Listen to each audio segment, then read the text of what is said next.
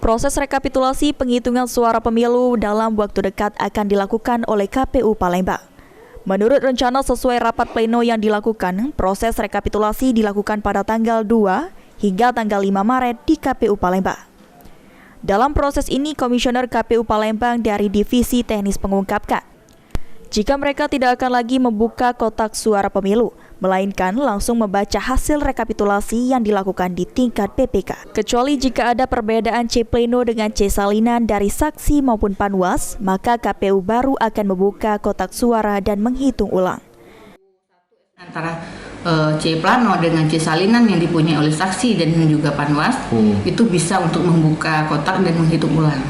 Artinya di tingkat sini tidak lagi dilakukan pembukaan kotak suara? Tidak lagi, karena kami memberikan spare waktu yang panjang kepada PPK untuk mereka menyelesaikan semuanya di bawah.